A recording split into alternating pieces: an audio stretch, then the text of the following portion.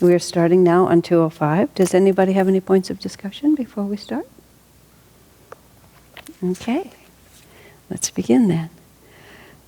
We get into a little section of Master telling the truth when it wasn't popular to do so. Food is many people's religion. They are fanatics on the subject.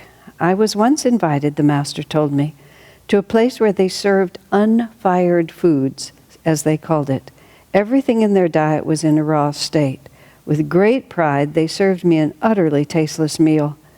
The food was dreadful and not at all scientific. Afterward, they asked me to give a speech. I declined. When they pleaded with me, I replied, "You won't like what I have to say." Still, they kept insisting. You know I can't be untruthful no matter what the cost. I prefer to be polite, but if I must speak, I have to say what I really think. They were begging for a specific opinion, and I couldn't equivocate. After they'd persisted for some time, I finally answered them frankly. Well, I told them, in the first place, I've never in my life eaten worse food. Not only was it tasteless, but your diet is unbalanced and completely unscientific. As you can imagine, they were in an uproar. You don't know what you're talking about, they shouted. You will see, I am right, I replied firmly. If you don't listen to me 15 days from now, someone in this place will die because of this diet. That, in fact, was what actually happened. 15 days later, one of them died, and the place had to be closed down. Oh my gosh, isn't that awful? He didn't curse them, he just predicted it. You know, they always say, child raising, religion, and food. There was, in the early years of the spiritual path, in the 70s, when everybody was just getting started, a lot of people started. You know, a lot of times you start with food because food actually really affects your consciousness. And when you just start wanting to kind of get some influence over your life, one of the things that people often start with is diet. I certainly did. Before I got anywhere, you know, really serious on the path, or I should say, as I started out on the path, I started getting serious about diet because it affected consciousness and I wanted it to be different. What was I going to say with that? Oh yes, I remember the very early, unfortunately I don't have this little booklet anymore, but in the 70s, this little booklet came to Ananda, and it had been written by somebody in the TM movement who'd gone to one of their conventions and was so aggravated by the fact that every single person in the convention was on some diet and was advocating the diet as the best possible thing that would ever come. So this little booklet recommended the Kabunza diet. And the Kabunza diet, and he had the same basic story that there was this isolated tribe somewhere in the hills of Peru and that they'd never been touched by civilization and they lived regularly to 120 and they could play volleyball well past 100 and they were, you know, just powerful people who, and so on like this, with their hair was its natural color and so on like that. And so they had a mono diet of just this sort of substance that just seemed to be all that they ate. So he managed to win their trust enough to bring back some, this was all a spoof of course, to bring back some of it, and he had it carefully scientifically analyzed, and it turned out to be chemically identical to Hershey with almonds. So the entire Kabunza diet was Hershey with almonds. And then there were all these recipes, and it was so much like what was really going on. There were all these recipes, and there was called a triple Kabunza. And that was like a Hershey with almonds on the bottom, one in the middle, and one on the top. And then there was Kabunza Surprise, which is one on the bottom, one in the middle, and one on the top. And when you open the top one, surprise, there was one in the middle. And then he even had all this about that you might go through a certain healing crisis, like your face might break out in all this acne, and your teeth might rot and fall out, but you should just stick with the diet because these are natural things that happen in the cleansing process. It was really a masterpiece. It was perfect. He hit every note. But there is that other side of it, which is it does matter. But I heard a very interesting conversation between Sant Keshavdas and Swami Kriyananda. Sant Keshavdas was a spiritual teacher, very popular in America from India. He died a number of years ago. he came to visit Swamiji, and over the lunch table, they were talking about how fanatical so many people, young people, were about diet. And they made just a very interesting comment. They said, at this stage in the yugas, which is Kali ending, Dwapara just getting off the ground, the material world is still too dense for you to be able to make significant progress purely by physical purification. They said in a higher age, where the layer of matter is thinner, if you just purify the body a little bit, it'll make a huge difference in how you can free your consciousness. It was a very interesting statement. It put the whole thing in a very different light. They didn't recommend complete disregard, but they basically said you can't make that much of an alliance between diet and spiritual progress during this age. What was the last thought on that? And so then they both said devotion. In this age, devotion. That's the method that really works. So it was a nice way to think about it, because these fads do sweep through where people really think that this is the absolute answer. Master was very definite about the relative importance of diet. He talks a lot about health and healing, and he certainly, emphasizes certain common sense things, but he also was so strong against fanaticism.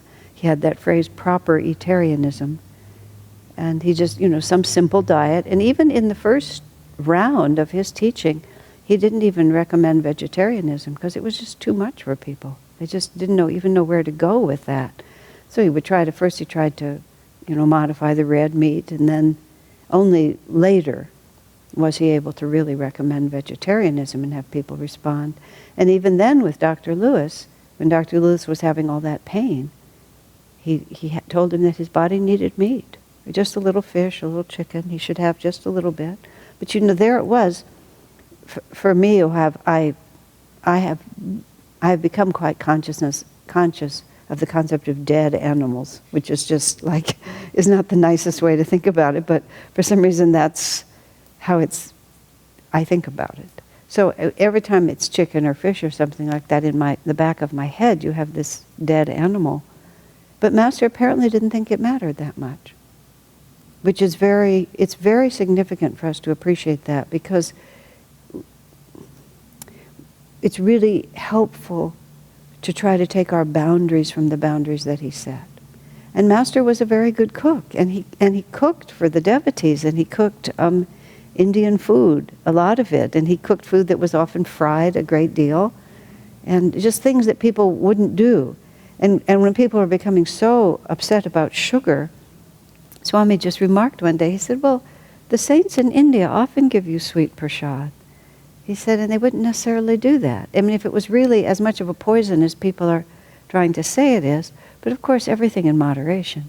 When you get a little prasad from Anandamoyi Ma, that's quite different than the Kabunza diet. So, and also, so many things have changed in our world, it's a little hard to tell, because so many realities are unnatural. I certainly know when I arrived at Ananda, I was completely fanatical about food. Just absolutely fanatical, and I fell right into that category of I wasn't unscientific, actually I had a very good diet, but I just was very confused as to how important it was spiritually. It had been a good discipline for me. Well, that's not even honest, because it wasn't much of a discipline for me. It was just something I knew how to do. I mean, knew how to do meaning from past lives. It's just like, okay, we're gonna eat a restricted diet, and we just do it. A friend of mine who has been absolutely solid in his sadhana, he just never misses morning or night for most of his life. And he remarked to me one day, he said, I know this looks very impressive. He said, but it's just something I was born knowing how to do. And what he was actually saying is, it isn't that much of an accomplishment for me, which is an odd thing.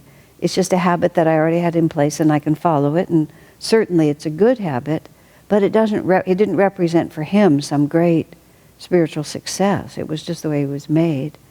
So when I think even about, my narrowness at different times, it doesn't really represent anything. Just the way I was made. I had to learn to relax. And Swamiji was always very relaxed about it because he based his pattern on master. And Swami always tells us that story too, that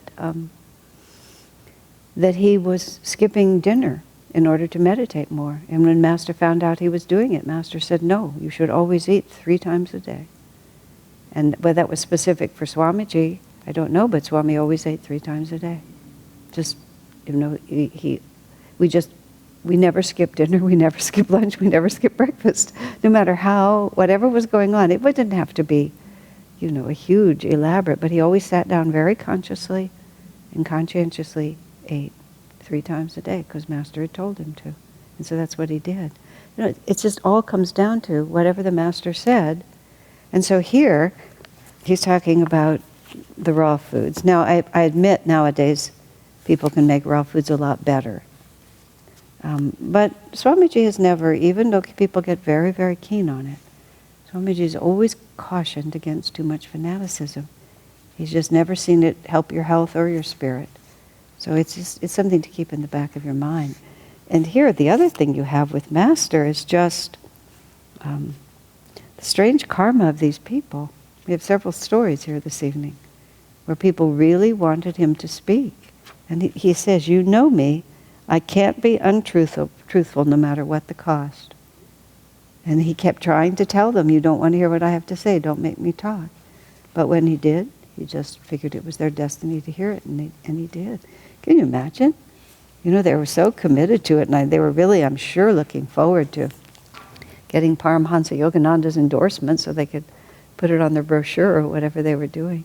You can imagine this in the 20s, 30s, this strange little group. I mean, at least nowadays it's just common. You can be vegan or paleo or raw or whatever the things that you are. It's just, it's quite entertaining. And it has nothing, I was in New York City, and after my class we needed a place to go, and so we found some cafeteria kind of thing like that. And it was all this healthy food and the paleo diet, which is, I believe, you're only supposed to eat what you can chase down yourself without mechanical help, as far as I understand it, but I might be wrong. I know I'm being rude about that one. That's the one that I've been through too many, myself personally. But they had the paleo, and they had the vegan, and they had all this kale, and just everything wholesome, just like that. The music and the atmosphere in the place, it looked and felt like being in hell. It was the strangest place. It was very dark, and I don't know what it was, but it just kind of seemed to ripple all the time like this. And we were supposed to be going in there to have all this really healthy food, and it was a weird moment. I mean, it was perfectly fine. When I have been in New York City, which is twice, there's only one way to be there, which is with great enthusiasm. I mean, if you don't enjoy it, don't go. It's very simple. There's no place in between. So I enjoyed it completely. But the illusion that diet and spirit were at all the same, it's just not. It's people are into their bodies, and so they're better that than being unhealthy. But better not to be too fanatical about it. Then this, the person died, and the whole place has to be closed down. Oh my goodness. Oh my goodness. Okay, number 206. I was invited by a famous choir to hear them perform. I think actually Swami said it was the Mormon Tabernacle Choir. I was invited by a famous choir to hear them perform. I'm assuming that's the truth. He didn't put the name in. Afterward, they asked me to say something. I told them truthfully, as far as technique was concerned, your singing was flawless. But to whom was the music addressed? It's a simple question. Wasn't it supposed to be to God? Were you trying to please Him? Or were you trying to impress me? Next time, keep your hearts focused on Him, for whom the music was written. That really sort of tells you about a lot of different things. The Western music is so outwardly directed, and it's about, and it's not so much to. But the difference between religious music and spiritual music is really in the consciousness of those who are doing it. It's really in the consciousness of those who are doing it. I remember before Swami had so much of his own music, before it existed, for the Christmas meditations, when he would play music, he used to, it was called Swamiji's Favorites. I think the tape is still around somewhere. And he just selected out of a number of different classical and other kinds of music, just songs that he really thought were particularly beautiful.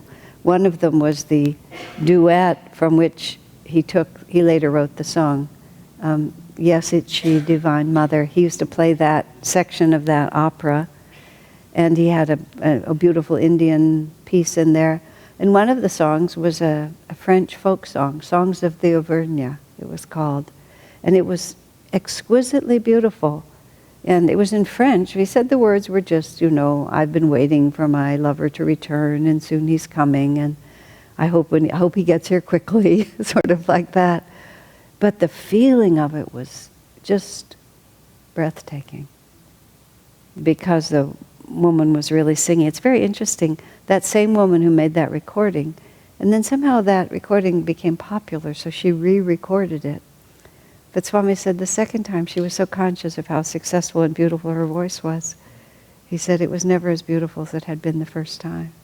Isn't it interesting? Consciousness is everything. Oh my goodness. Huh. So once again, Master tells the truth. From Bernard, Swami says, I heard this story, number 207.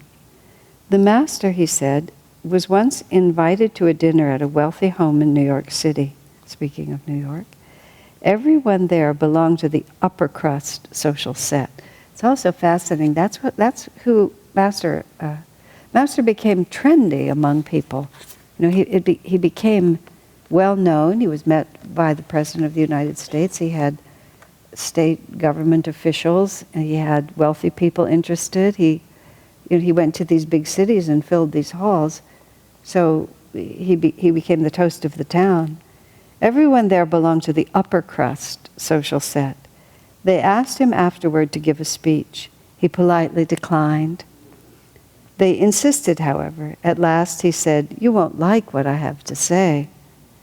I imagine they couldn't believe he would say very much, at most a few platitudes. Their own lives, after all, were superficial. They couldn't imagine the Master's perception being very deep. That's a very interesting statement, isn't it? Yeah, it's not even, it's like they were incapable of thinking about someone being serious. I read something so touching in the book called The Pastor's Wife, which was written by Sabina Wurmbrand. Richard Wurmbrand was the Christian clergyman in Romania who was imprisoned by the communists. This was some decades ago. And his wife, Sabina, was also imprisoned for being Christians. And she said, of course, everyone in prison was miserable. But the most miserable people were various women's socialites who, for one reason or another, because the dictator didn't need a reason, also found themselves in prison. And they were often arrested in their evening dress. Who knows why? Maybe their husbands became politically on the out. But they were in prison. And she said, at least she had a very deep inner life. And she had a profound relationship with Jesus, which did not depend on where she lived. But she said these women had nothing except what they could do externally.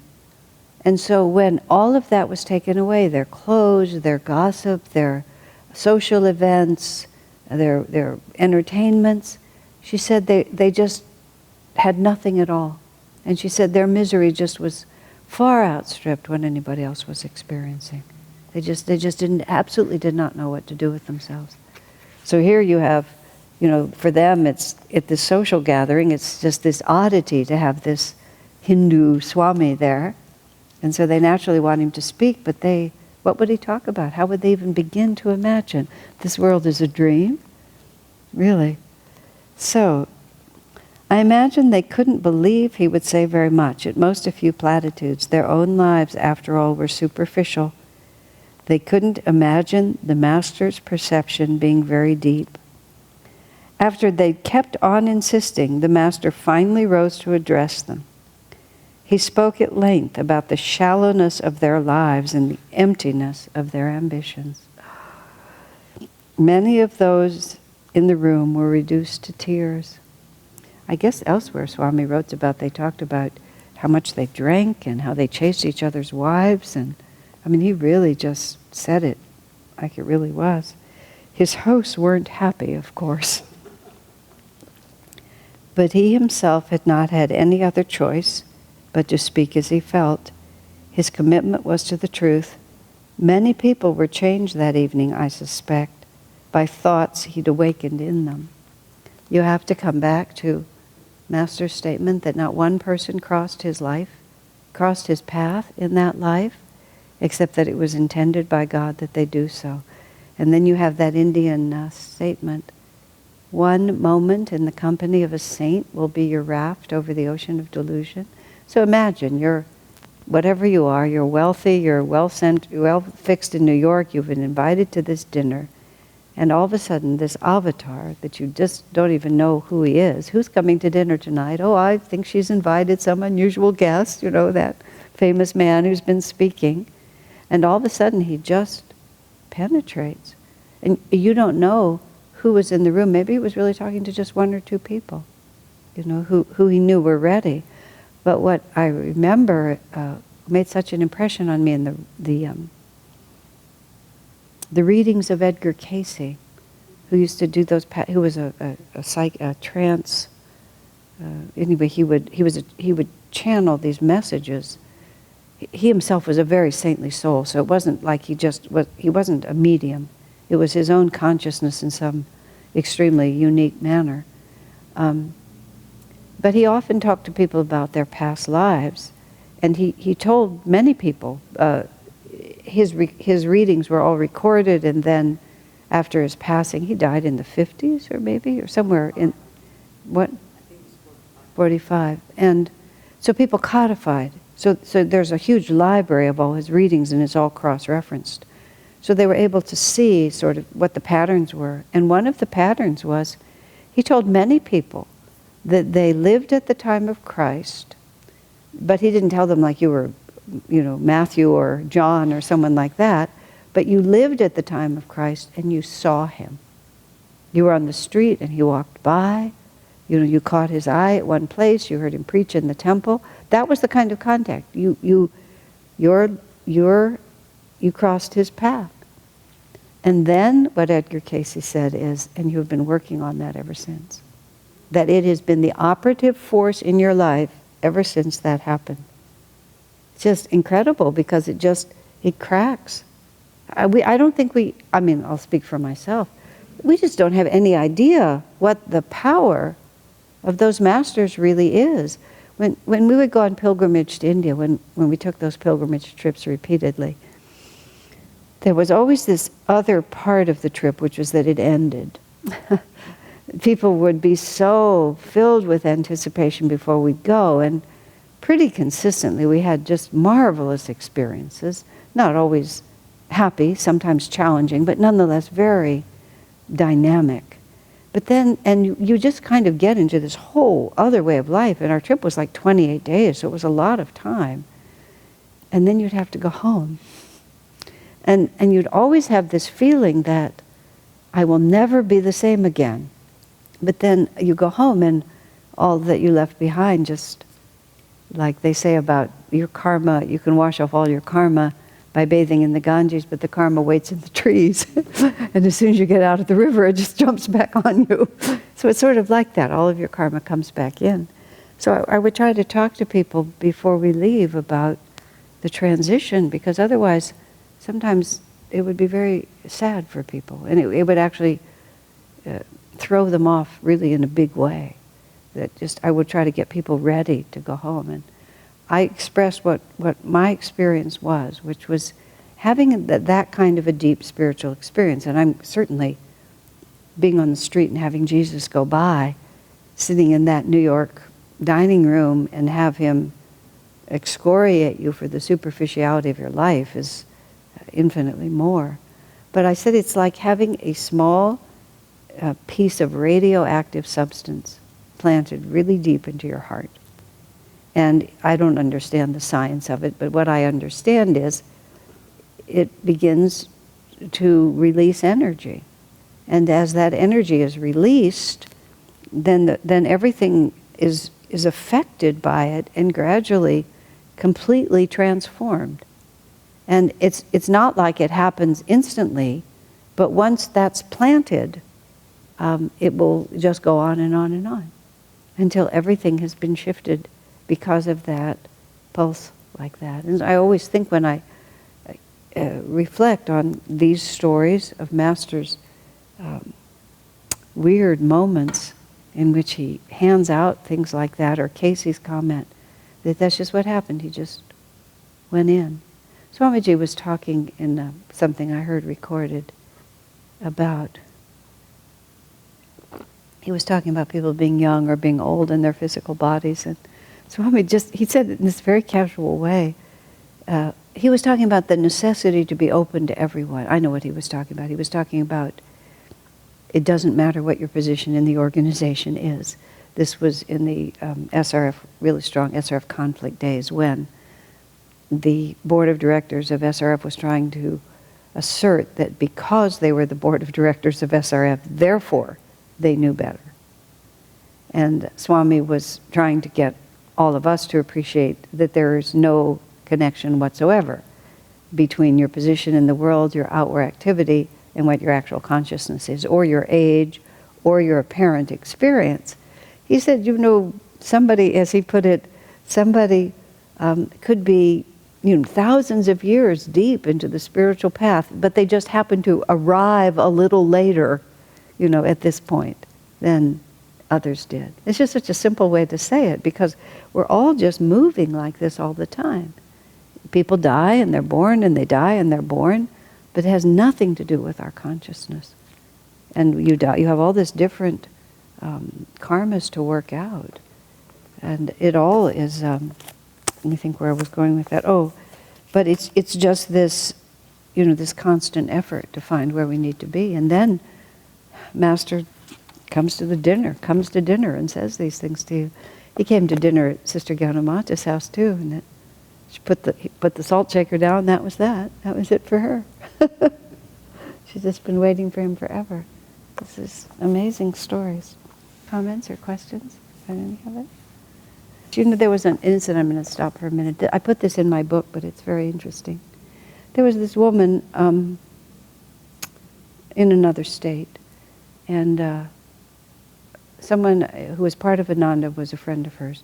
And she was one of the wealthiest women in the U.S. from an extremely wealthy family, a family where the money had been there for a very long time. And the woman had been totally raised to believe that everybody in the world is after your money, and that you really can't trust anybody because they all want your money.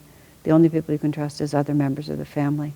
And this one friend from Ananda had managed to sort of, to a certain extent, become her confidant through the practice of yoga and so on like that. So then this woman allowed Swami to come and visit her. I was not present on these occasions. And he stayed with her, I think perhaps twice. And she was becoming extremely interested in what we were doing. I mean, she could have financed us forever. So, that was a fact that was there if she became interested. But Swami knew that everybody played up to this woman because of her money. And he said, I put this in my book, he said, one night when he was there at dinners, early on, maybe a second visit, he brought up the subject, she was very strong about women's rights and whatever they called women's lib, I think it was called at that point. And it wasn't that Swami has any prejudice against gender or anything like that, but he didn't necessarily follow the trends. So he brought up the subject, he said he specifically brought up a subject he knew that she had strong feelings about, and he knew that his point of view was somewhat different than hers. And he started the discussion, and he was very sincere. He said exactly what he felt. I don't know what he said because I wasn't there. He was trying to show her that he was going to be honest with her and he wasn't going to play up to her. He was just going to speak his mind and she could decide. He also felt it was extremely important that she find out right away that merely because she held an opinion, it didn't mean that we were going to hold the same opinion. And she was so offended, she told the friend, I never want to see him again. She never did. Just like that. So everybody has a choice, And he really sincerely felt that we could have helped her a great deal. Because she would have had in us true friends, but it was too much karma. She couldn't step outside of it. Strange, you look at someone like that and you think, oh, how fortunate they are. But it's an incredible prison also. So, but you don't know whether the radioactive thing, because you meet someone like Swami Kriyananda, certainly you meet Master, and if you have any sensitivity, you realize you're just with something you've never been with before, because there's no precedent for it. Swamiji said, people always assume, and this actually was part of all of our litigation. He said everybody who acts has a personal motive. They have a personal reason why they're doing what they're doing, and they're looking for what they can get out of it. Everybody does, mostly. But he doesn't. He does what he feels is right to do, and he has no personal motive. So people think he must have a motive, and he's just so... And if they can't figure out what his selfish motive is, they assume that he's just so clever, he's really hidden it. But he said it's very confusing, because that's how everyone is. But if you're sensitive, you begin to realize that there's just something else happening here. So I don't know how those people in New York felt. If they could really feel it, you pray that they did. Bernard hoped that they did. Okay, number 208. The Master told us during his last years, I used to go to saints as a boy. I wanted to learn from them. They, however, kept asking me questions. I went to them in the hope of gaining from them, but they were hoping to gain from me. This is a wholly different perspective than he puts through in Autobiography of a Yogi. The whole book of Autobiography of a Yogi, sometimes you sort of stand back because he tells the story of visiting all those saints. But I guess even as a child he walked in, and they could just see what his consciousness was if they were really... They called him Little Great One, Choto Mahashaya, sometimes. But imagine...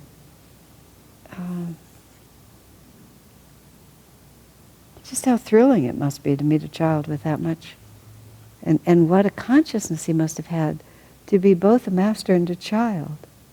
I guess those are the stories about Krishna, about how completely delightful and charming he was, and all those stories about the butter and everything else. Because you have all that freedom of childhood and all that innocence of childhood coupled with the greatness of spiritual perception. Hard to imagine, isn't it? Swami Kriyananda, who certainly was an advanced soul, he grew up in this isolated little colony in Teliagen, Romania. And it wasn't very large. A dozen families or something. It was much smaller. I always thought of it as bigger, but it was really like just a dozen families or so. Very adventuresome for his parents, who were born and raised in Oklahoma. That's why when Swami writes, he just writes a paragraph or two about his father in the beginning of his autobiography. And he talks about the pioneer spirit and how much his father had the pioneer spirit. He's a geological engineer from Oklahoma, and he immediately leaves the U.S. And he worked in Mexico, and he worked in France, he worked in Romania, and he met Gertrude in Paris. And she too, she'd gone to Paris to study the violin. This is all like in the 1920s. And she was a very gifted violinist. Her father died when she was 5, and her father was French. So perhaps that was part of the connection. But nonetheless, in the 1920s, going off by yourself as a woman to study the violin. So 2 people from Oklahoma meet in Paris. And maybe he was working in Romania at that point, I'm not sure. But there's another European country that I'm trying to remember that he was also stationed in. Later. I was trying to think when he met Gertrude. And but they lived in this very isolated little enclave that was right there at the oil refinery. And it was a dozen or so families. And Swami describes himself as he was just the leader of all the children. They all followed him and did what he did. And I sort of asked him once, just sort of like, why? But it was just his magnetism. He said he had all the ideas. And they all just followed him until, he writes this, until a boy came from America who essentially was worldly, who was, keen on baseball and had a very American attitude in the least attractive way. Bigger, better, kind of more powerful. And when he came in, he brought a different vibration. And he magnetized the children to him. And after that, Swami he wasn't in tune with what was going on anymore. It's very interesting, isn't it? Yeah. So, anyway, so we're going on.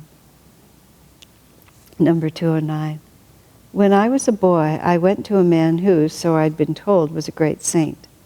I went with humility as I approach every manifestation of the divine and bowed reverently before him. He, when he saw my devotion, decided to impress me further. He declared, "I am God." "You don't say so," I cried, leaping to my feet. I had a little pocket mirror with me, which I used as an aid to introspection. That's just an interesting phrase right there. A little pocket mirror what did he look at his face? It's just, it's just sort of thrown in there. I carried this little mirror, which I used for introspection. Facing the mirror toward him, I demanded, "Is that God? It is not the God I am seeking." Turning, I strode out of the room. Here he is. He just always spoke the truth. That man was truly sincere, however. He'd made the common mistake of thinking that the scriptures, in declaring Aham Brahm Asmi, I and infinite Brahman are one, means that one may also say of oneself, I am God. This is an error. How can the little ego be infinite? The man, rising hastily from his seat, ran after me.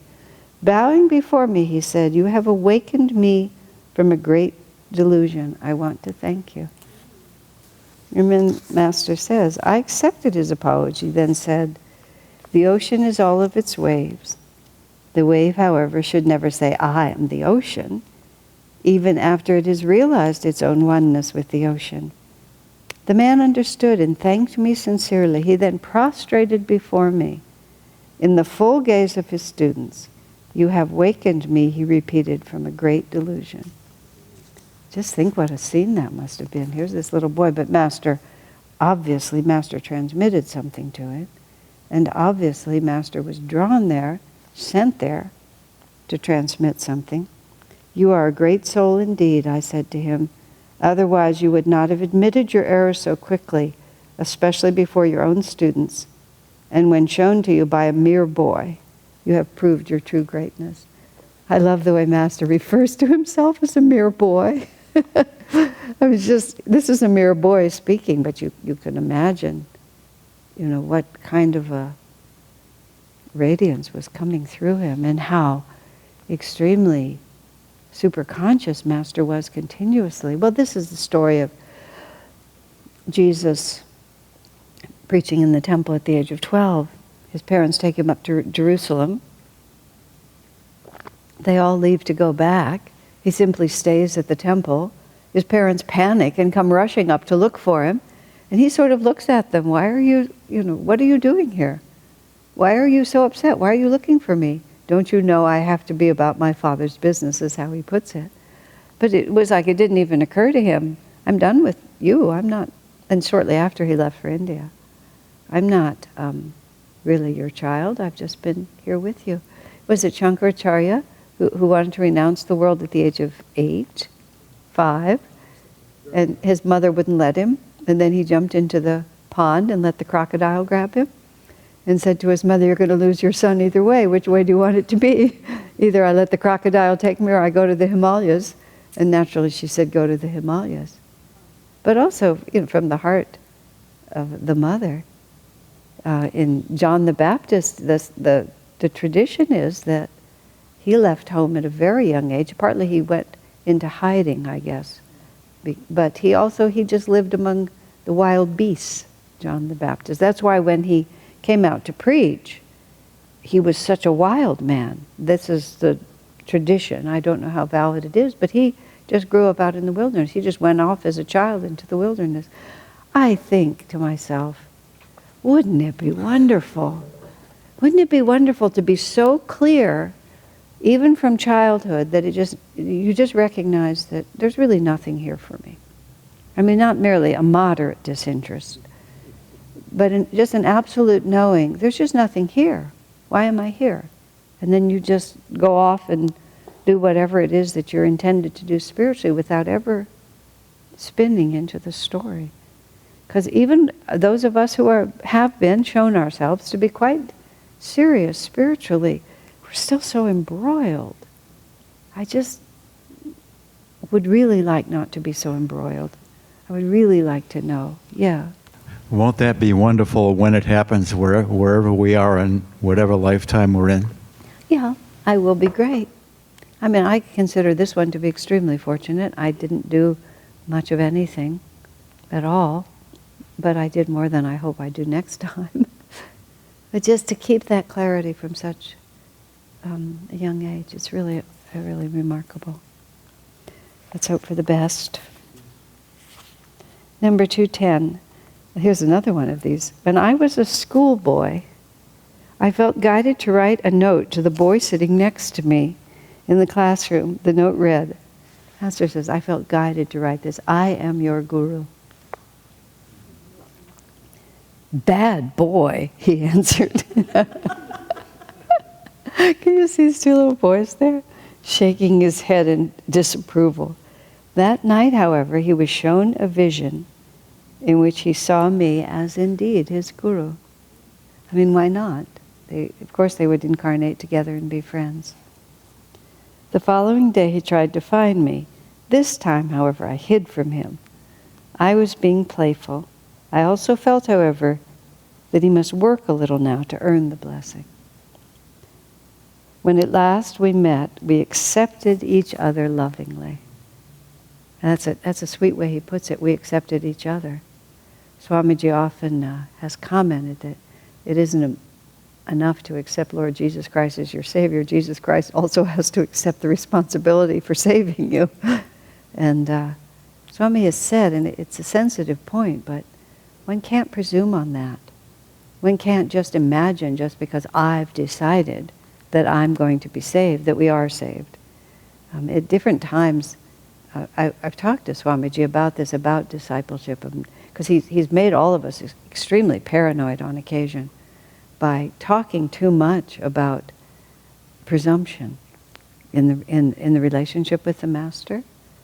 Just because we want it to be true, it doesn't automatically bind the Master. It doesn't automatically, our desire for him to be bound to us doesn't automatically bind him to us. Now, when I talked to Swami about that paranoia, he's kind of pushed it aside, and he said, I'm not talking about, all of you, is how he would speak.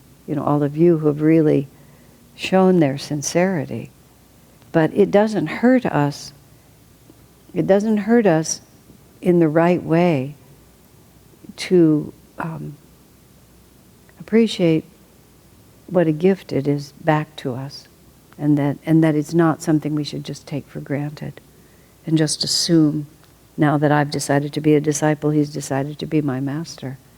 But that we need to renew that. It's a love relationship. That's exactly what I'm talking about.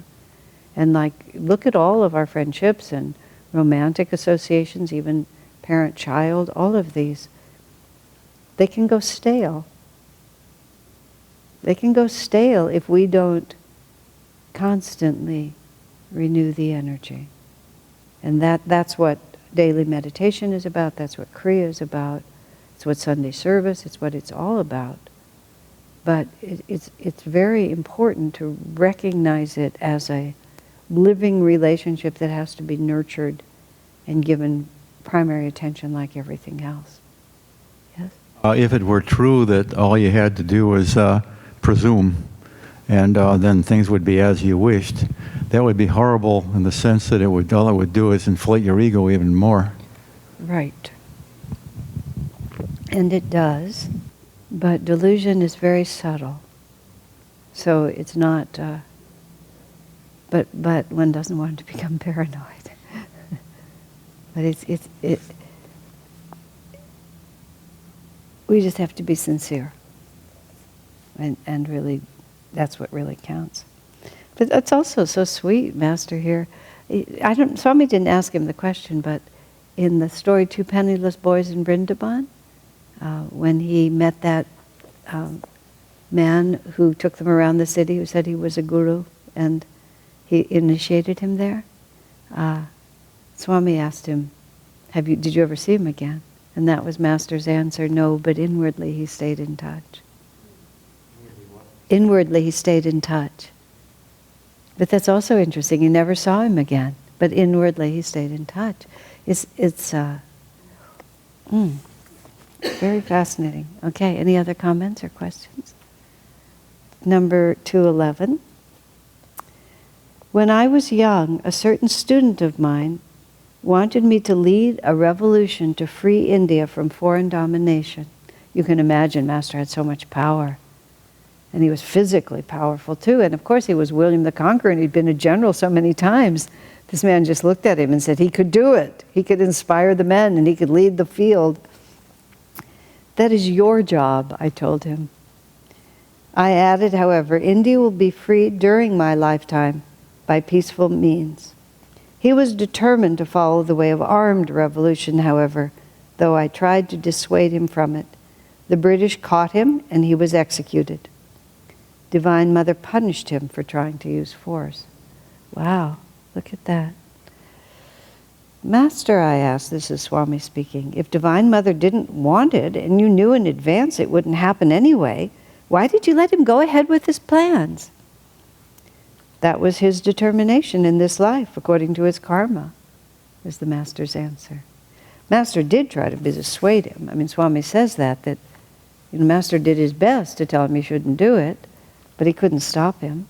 And he didn't tell him, well, you're going to die in this attempt, because as we go on, to the soul, as Master often told us, Swami writes, death means nothing. It's so hard to realize, isn't it? People in their true self see their exits and their entrances, to quote Shakespeare, as fleeting appearances merely on the stage of earthly existence. Such is life's endless drama. Entrances and exits. So Master looked at the man and saw that it was something that he really needed to go through. But Swami, Master also indicates that Divine Mother punished him for trying to use force. So whatever was in him, he was ready to learn something else, and that's why he just was caught and executed. Because Master himself led armed revolution, so to speak, many times. He led soldiers into battle. It wasn't like there was never a moment when Master felt that you shouldn't pick up arms and fight. It's just that wasn't the moment, and that wasn't the way to do it. So the man got to move forward and had his life ended. During the time, I guess it was the Vietnam War in the 70s and so on, when there was a huge movement against war, and it was a lot of my generation, and a lot of young people were very adamant against this. And I kept thinking that these must have been the same people who all died in World War II, who were drafted as young men and just had their lives cut off in their 20s, and they've gotten back again, and they are not going to have it happen again. And you can just sort of see how that, that force just keeps pushing, and because some of them were so, I'll burn my draft card, I'll go to Canada, just absolutely not. I've been there, and I'm not going to go through that again. So this young man, who knows, he was sure that violent revolution was the way to do it. He picked up arms, and bingo, immediately his life is over. But if you learn, where's the loss? I mean, what's the point of having a long life when you learn nothing? If such a quick entrance and exit, and such a coercive one, being like that, being executed must be extremely interesting experience, because you're imprisoned, you're condemned, the date is given, you walk out, and a minute from now I'll be in the astral world. It must be an amazing psychological experience. I can't imagine. Oh, I can imagine. Probably been through it a lot of times. My. Let's take a little break. Number 212. There was a woman disciple. Oh, I love this story. It's such a weird story. There was a woman disciple of Swami Shankaracharya's, the master once told me, perhaps as a warning, for during that time I suffered intensely from self-doubt. This is Swami writing. Who doubted all the time, Master said.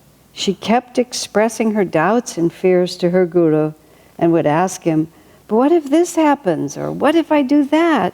One day, she said to him, but what if I die? Calmly, her guru looked at her and said, very well then, die. In that instant, she fell over dead. Oh my gosh. Just see how completely different perspective. Oh, you're so worried about dying? Okay, die. Just like that. I talked about that one at Sunday service once. I'll go back there in a minute. Calmly, okay, then my first thought on hearing this story from the Master was, what a drastic lesson. It didn't even have the usual miraculous follow-up. Like the story about Babaji, where he jumps over the cliff. The usual miraculous follow-up. A revival afterward, for example, or the discovery that he wasn't dead after all. On further reflection, I realized that life teaches many lessons, some of them drastic. To grow spiritually is not easy. To give birth is not easy. To be born is not easy. On the soul's long journey through endless seeming incarnations, the death of one body is no more appalling than birth into another. In terms of the soul's long journey, death and rebirth, I just like, what's the difference? And into a completely new environment. You have in Master's autobiography, he talks about lying there in the crib and prayerful surges rose within him, and he was frustrated by his inability to articulate all that was flowing through his consciousness. And then he says, gradually from the cacophony of sound, I figured out that they were all speaking Bengali.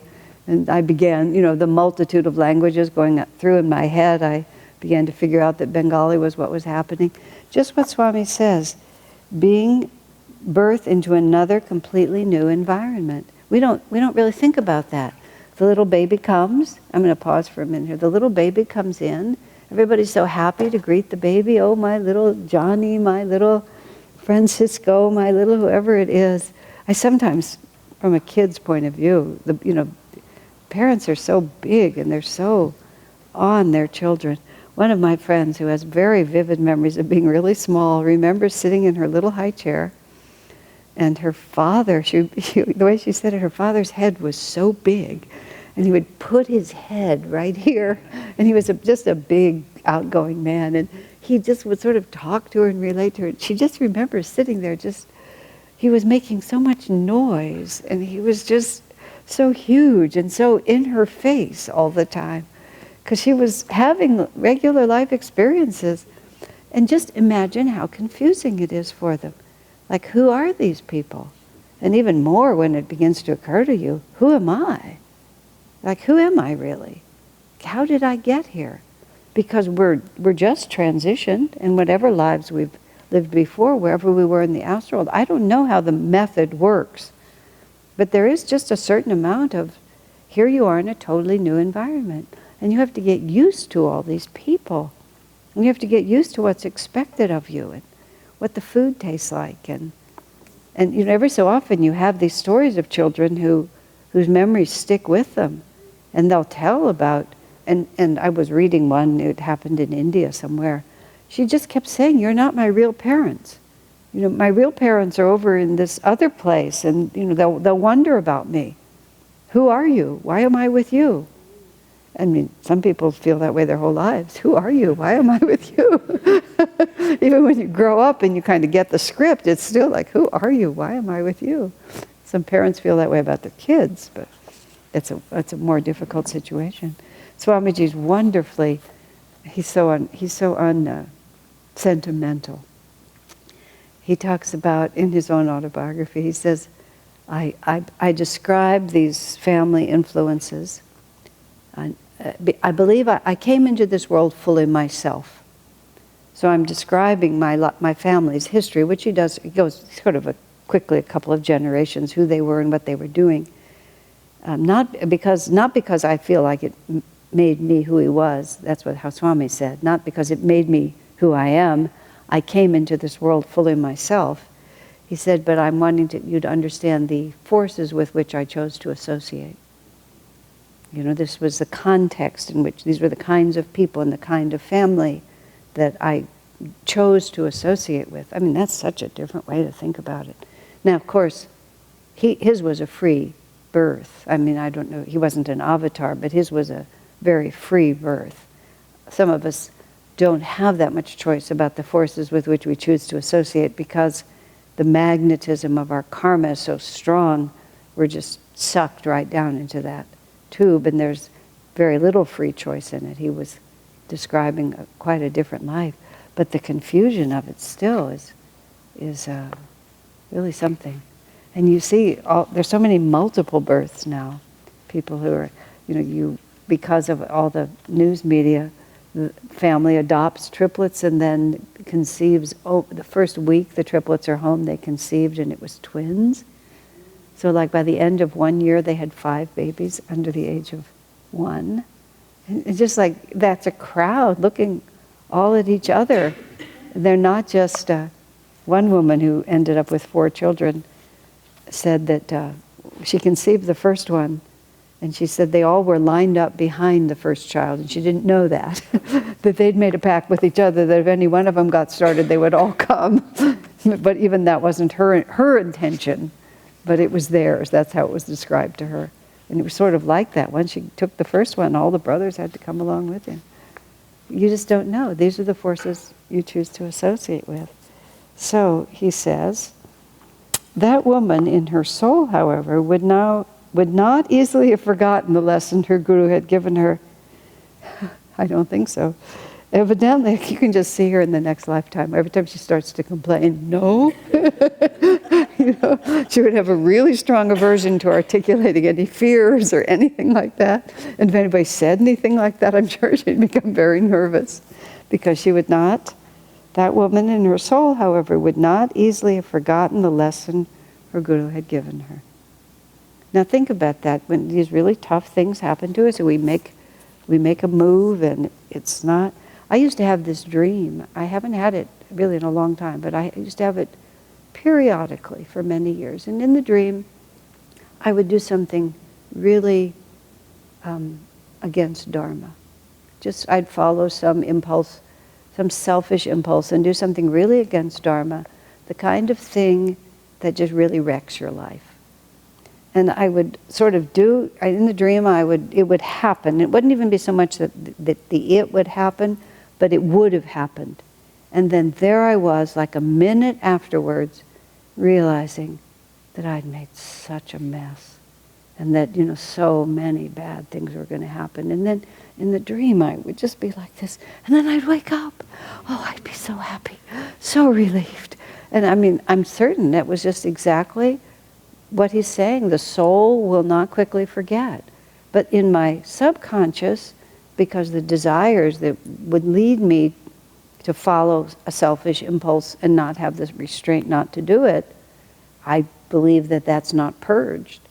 But simultaneously is a very deep recollection of this is not a good idea. And I lived through many times the consequences of that behavior, which actually in a sense is very good. Because it would repeat in my subconscious mind. It hasn't for quite a long time now. And then I would just be, thank God I really didn't just make such a hash of it. So there's that poor girl you can remember. Anyway, evidently it was not one he could have, evidently it was not a lesson he could have administered more gently. Surely she learned, at least, that whatever a person invites to himself by expecting it, he must eventually receive. Desire is one way that man extends that invitation. Fear and doubt are two others. So it's not merely what you want, it's what you don't want that also has magnetism. That which you fear. In fact, when I asked Swami the question once about karma, he says, if you're still afraid of something, he said, you have karma there. And that's really, when he said that to me, which was quite a long time ago, if you're still afraid of it, you still have some karma there. And I think about, the things I'm really afraid of, above all physical things. Just like the thought of being imprisoned or tortured. I can't, I really don't like to be in rooms with the curtains closed or the blinds closed, in the daytime especially. I mean, at night it's different because you can't see out, but in the daytime, whenever I go into anybody's house where they have the curtains drawn, I just tend to open them. And I really think I was imprisoned underground. And I also have this thing, as long as I can, and I can look for a really long time, just like, out a very small window, just whatever piece of sky I can see. And sometimes when I'm doing that, there's something very old about that, about just having one little tiny view out into the world. I presume, given the personality I have, that I offended people and started, revolutions and just got in trouble. So the idea that I was imprisoned either for acts of conscience or acts of evil, I don't know which, but certainly for acts of conscience, I'm sure. But it's all in there with you. What was I starting to say about that? Oh, fear and doubt. So anything that one still fears, Swami would tell us all those stories about the physical things he would do, especially with the dentist. And just walk in and just open himself literally to the infliction of that kind of pain without trying to protect himself or escape from it. And it frightened me just to hear him talk about it. Every time he'd talk about it, I just want to close my ears. But if we're afraid of anything, it means we have karma there. It's by no means an obsessive fear. But also think about, what if I wasn't afraid of it? What if I knew? When I talked on Sunday about being thrown to the lions, I talked quite a lot about being thrown to the lions, I realized afterwards. And I forgot a very important part of being thrown to the lions, which Master said, which is, if you're martyred with great faith, you don't suffer. Isn't that interesting? Yeah, he said, if there's no reason for you to suffer, and how would that be? You would be protected by the way you feel. Your soul would simply exit your body sooner. Who knows? But he said that we look at it like this. They go through this great pain, but why would they? They've by being courageous enough to step into it, that's what you have to do once they've accepted it. Somebody else told me another story about the martyrs, just sort of saying the Christian martyrs being thrown to the lions, in moments will be in paradise. And so their feeling about it was that they were going to meet the bridegroom. Imagine just having such a fluid relationship with your physical self. And that's what that Sankaracharya was trying to get that woman to feel.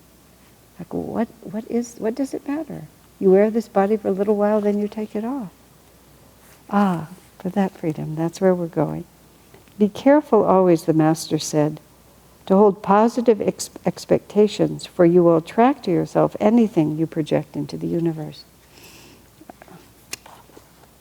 A true guru like Swami Shankaracharya always acts from the desire to help his disciples.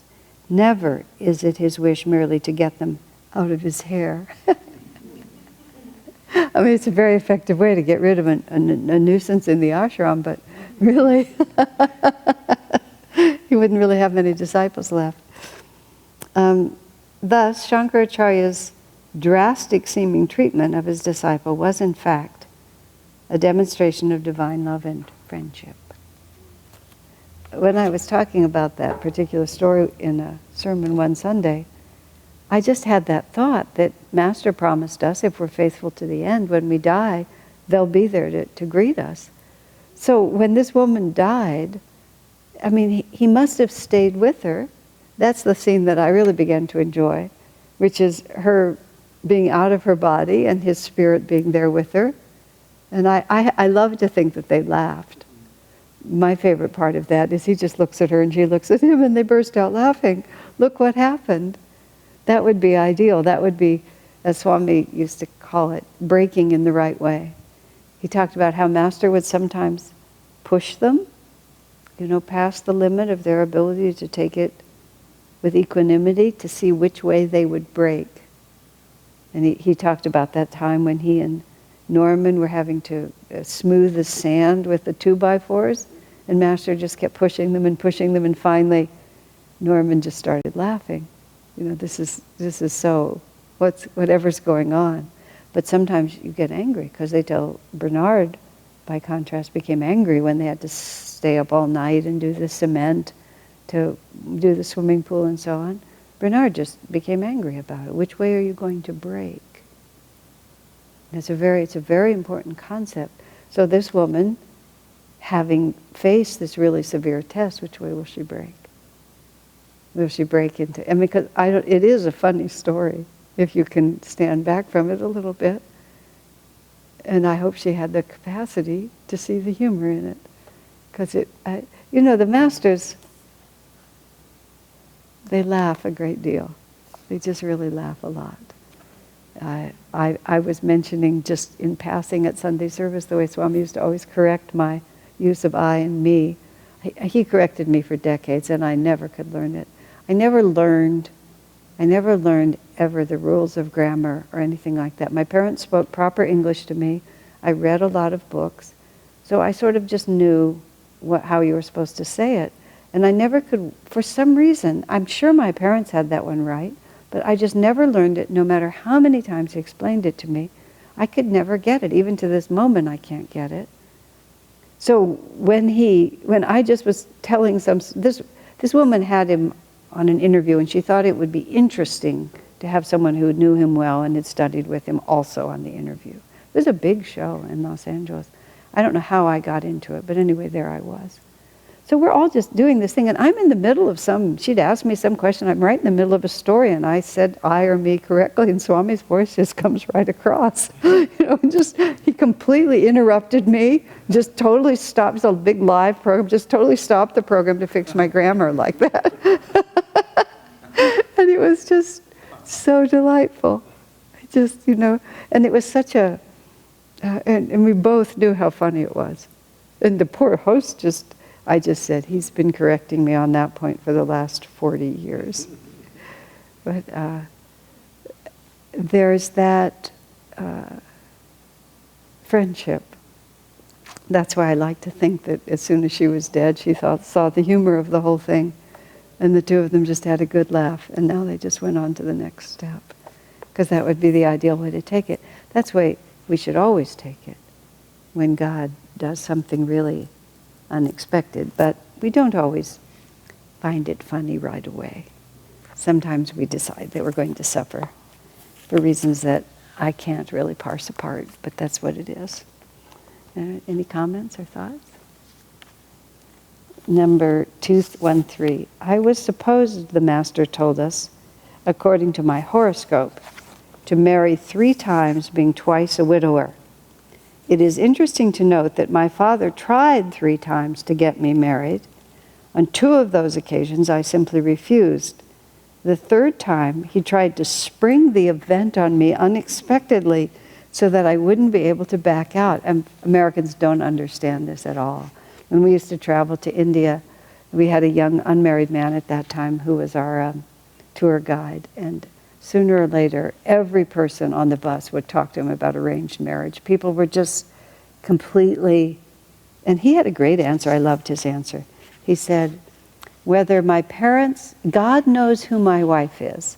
He said, whether my parents find her and bring her to me or whether I meet her on the street. He said, what's the difference?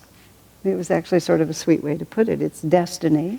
And who cares who acts on it? We're so egoic about our involvement, as it happened actually, and he didn't tell us this. He'd already met his wife and he was just waiting for his parents to get used to it. I didn't know that at the time. I found that out much later. All right. I met the girl. As a woman, she truly was beautiful. For an instant, I love this, for an instant satanic delusion tugged at my mind. Okay. I heard the voice saying inwardly, "Isn't she beautiful? Go ahead, why not marry her?" "Never," I replied with great force. I looked at the girl through the spiritual eye, oh, this master's so terrible, and saw beneath the skin her muscles and internal organs, all red with blood. Her bones looked like any skeleton. No one under their skin is beautiful. He's so unsentimental. Okay. People were very disappointed when I refused to go along with the plan. I told them, "I know you feel let down because you were looking forward to the feast. Well, I won't disappoint you." I asked Prabhupada Ghosh, a dear cousin of mine, if he would marry her. He was delighted to get such a beautiful bride. And so the wedding came off. And then Master tells the rest of the story. In 1935, when I returned to India, I visited Prabhupada's home. His wife had become a terrible nag. The beautiful young woman becomes a terrible nag. Prabhupada would go tiptoeing around the home like a mouse, scarcely daring to open his mouth. Seeing that situation, I took the wife aside and said to her, "I have some right to speak to you on these matters, for you are intended to be mine. I just want to tell you, if you had treated me as I used to see you treating him, 1 week, that's all I would have given the marriage." Then I'd have been off to the Himalayas. From then on, she was softer in her behavior to my cousin. There's a lot of teaching in that, isn't there? The next one, which we'll deal next week, talks about about Master's horoscope and so on. But Master speaking again. See, these are all there's all these stories this time about how sternly Master spoke to people. When we were making up that book of letters of Swami Kriyananda, Divine Friendship, and I drew put that book together. She worked on it beautifully for years. But when it was being assembled into sections, she had the section, and it's really, very forceful letters, and she called the section Strong Medicine, because that's really what it was. But it was really telling things to people that they really needed to hear, but without any sugar coating. And it's a compliment, really, when the Master speaks to you like that, because he wouldn't do it if he didn't think you could take it. There's that story in the path about the disciple that Master was babying. "I call you my baby." And he said, "No, I don't mind if you call me your baby, because I'm babying him. He just he won't let me really tell him anything." So it's not the Master always being nice is not necessarily a compliment. The Master being stern can often be a very complimentary thing. But Master's just, in another place, Master said that one of the reasons that Jesus left for India is that his parents were planning a marriage for him. I mean, Master just throws this in. His parents were planning to marry him and arrange a marriage, and he didn't want a marriage, so he left. He just walked away, went off to India because he knew what he was about, which is also... there's such a leela going on. You really just don't know how to sort the whole thing out at all. And this is the leela of Master's life too. 3 times his father tried to marry him. His father's a disciple of Lahiri Mahashaya. The baby has been taken to the Guru when he was small. And the Guru says, "Your son will be a spiritual engine and he will draw many souls to God." Master himself says, "I am not going to marry." And 3 times his father tries to arrange a wedding for him, even to the point like this one where the feast was already planned. So what is the delusion that sucks everybody into this world, and this inability to hear each other or to hear the real whisper of what we're supposed to be doing. It's very, Maya is not to be messed around with. And the conflict the battle of Kurukshetra within us too. We have to be very, very gentle with ourselves and very understanding that the difference between just saying that this is what I know is true and the actual consistent ability every day, every moment, to master all those contrary impulses is very different. We need to be very supportive of ourselves and very supportive of each other.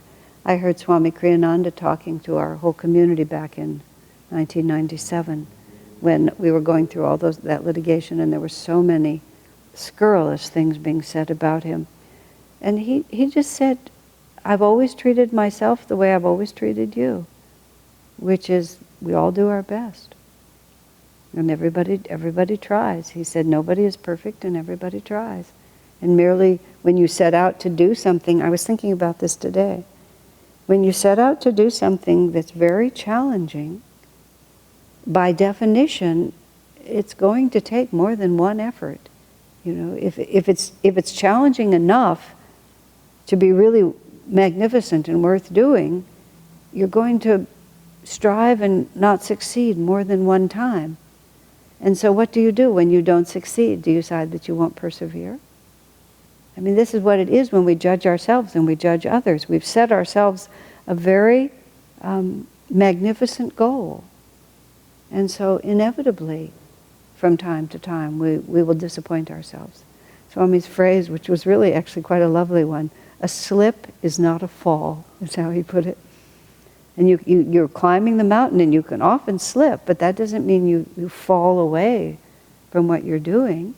It just means that you've slipped and now you have to go forward. But if it's worth doing, you're definitely going to have to grow in order to accomplish it. And therefore, along the way, you will have your failures.